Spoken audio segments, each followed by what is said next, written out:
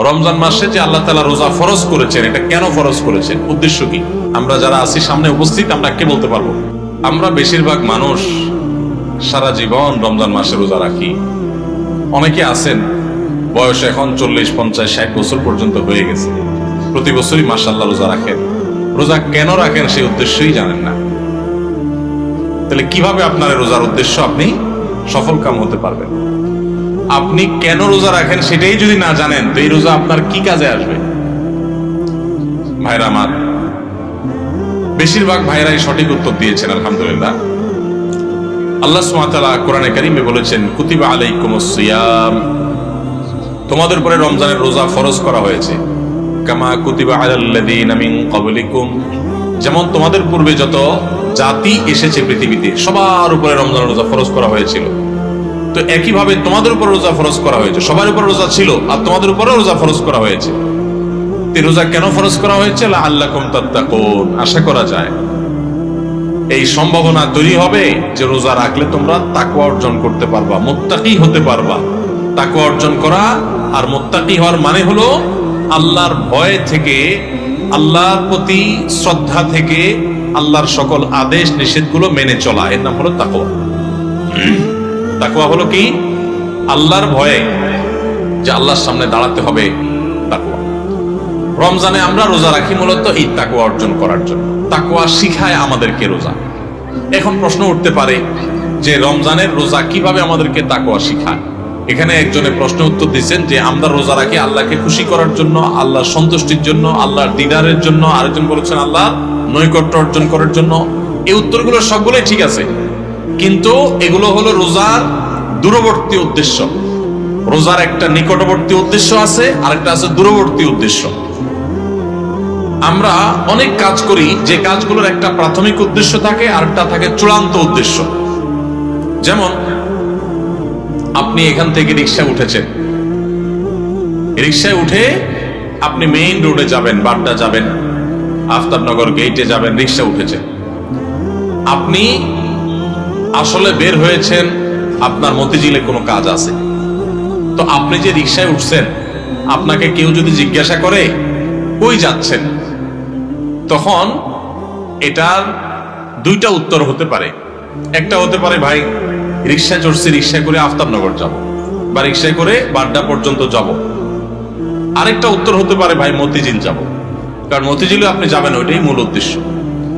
তো মতিঝিল গেলেও রিক্সায় তো আর মতিঝিল যাবেন না, রিক্সায় আপনি মেইন রোড পর্যন্ত যাবেন, এরপরে বাসে সিএনজিতে করে আপনি বা অন্য কোনো কিছুতে করে আপনি মতিঝিল যাবেন। তো এই যে রিক্সায় করে আপনি প্রথম একটা জায়গায় যাবেন, এরপরে আরেকটা গাড়িতে করে আপনি আপনার মূল জায়গায় যাবেন। এই মূল জায়গায় যাওয়াটা হলো চূড়ান্ত লক্ষ্য, আসল উদ্দেশ্য, শেষ উদ্দেশ্য। আর প্রাথমিক উদ্দেশ্য হলো ওই যে মেইন রোড পর্যন্ত যাওয়া। ঠিক একইভাবে রমজানের রোজার দুইটা উদ্দেশ্য আছে। কয়টা উদ্দেশ্য আছে? একটা হলো প্রাথমিক উদ্দেশ্য, আরেকটা হলো ফাইনাল উদ্দেশ্য। একটা প্রাইমারি উদ্দেশ্য, আরেকটা হলো ফাইনাল উদ্দেশ্য। একটা হলো প্রাথমিক টার্গেট।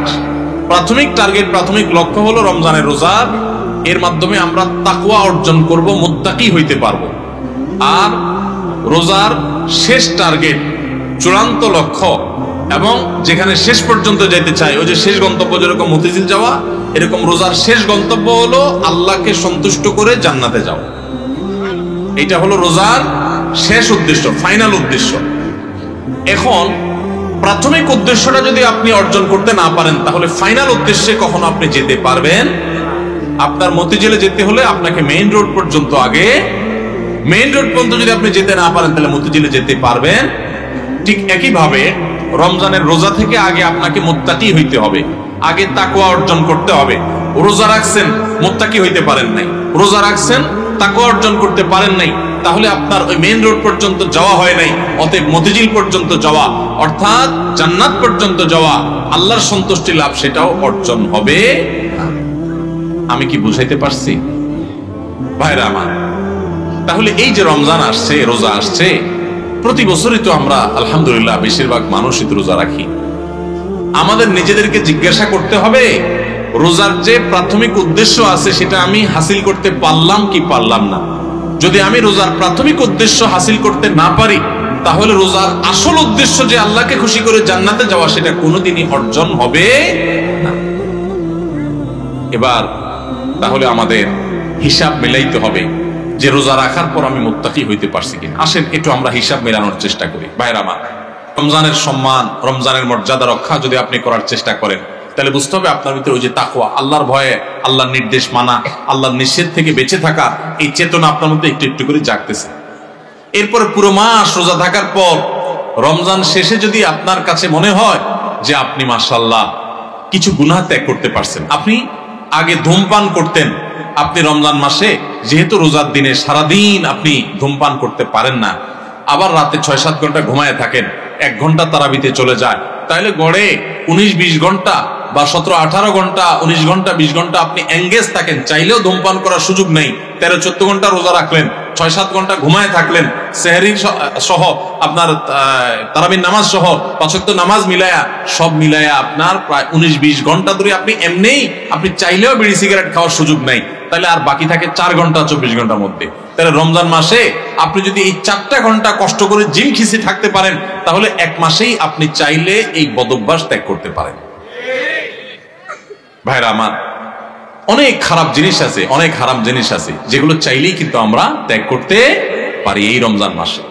তো রমজান মাসে এই হারাম জিনিসগুলো, এই খারাপ জিনিসগুলো যদি আমরা ত্যাগ করার চেষ্টা করি, আমরা যদি পরিকল্পনা করি, রমজান শেষ হয়ে গেছে, আমি একটা খারাপ জিনিস ছেড়ে দিতে পারলাম, আপনি ধূমপানটা ছেড়ে দিতে পারছেন। আপনার আগে মুখ খারাপ হতো রমজান মাসে, না রোজা থেকে আমি মুখ খারাপ করতে পারি না, রোজা আসছে আমাকে ভদ্র বানানোর জন্য, রোজা আসছে আমাকে নেককার করার জন্য, রোজা আসছে আমাকে মুত্তাকি বানানোর জন্য, রোজা আসছে আমাকে নামাজি বানানোর জন্য, রোজা আসছে আমার মুখটাকে সংযত করার জন্য, কন্ট্রোল করার জন্য, আমার চোখটাকে কন্ট্রোল করার জন্য।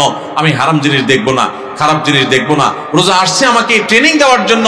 এই শিক্ষা যদি রমজানের রোজা থেকে আপনি নিতে পারেন, আর রমজান মাস শেষে আপনি যদি চোখে আঙ্গুল দিয়ে দেখাতে পারেন, নিজের বিবেকের কাছে উত্তর দিতে পারেন যে রোজার মাস রোজা রেখে, রমজান মাস আমি সিয়াম সাধনা করে, তাকওয়া চর্চা করে আমি অমুক বদভ্যাস ছাড়ছি, অমুক খারাপ কাজ ছাড়ছি, অমুক ভালো কাজটা ধরছি, আগে নামাজ নিয়মিত পড়তাম না, এখন 5 ওয়াক্ত নামাজ শুরু করছি। যদি রমজানের পরেও এগুলো আপনি ধরে রাখতে পারেন, তাহলে আপনি আল্লাহর শুকর আদায় করবেন যে আপনার রোজা আল্লাহর কাছে কবুল হয়েছে, এবং কবুল হয়েছে দেখে আল্লাহ আপনাকে রোজার মাধ্যমে ভালো কাজ করার তৌফিক দিচ্ছেন, খারাপ কাজ থেকে বাঁচার তৌফিক দিচ্ছেন। ভাইরা আমার, এই জন্য এই বছরের রমজান আসার আগে, রোজা শুরু হওয়ার আগে আসেন আমরা একটু প্রতিজ্ঞা করে নিই যে আমাদের রোজাগুলো হবে রোজার উদ্দেশ্য যেন আমি হাসিল করতে পারি। সেজন্য ভাইরা আমার, আপনি রিক্সা উঠলেন, মেইন রোডে যাবেন, তারপরে আপনি মতিঝিল যাবেন, আপনি মেইন রোডে যাবেন এই জন্য রিক্সা উঠছেন, ঠিক আছে, কিন্তু রিক্সা কোনো কারণে পাঞ্চার হয়ে গেছে, এই পাঞ্চার হওয়া রিক্সা আপনি বসে আছেন, আপনি আর যান নাই, আপনি আরেক রিক্সা উঠেন নাই, আপনি ফেরত চলে আসছেন, তাহলে আপনি কখনো মতিঝিল যাইতে পারবেন না। রমজান মাসে রোজা রাখার পর একটা গুনাহ হয়ে গেছে, এটা হলো চাকা পাঞ্চার হওয়ার মতো, সামনে আগাইতে পারলেন না, তাকওয়া চর্চা করার কথা, গুনাহ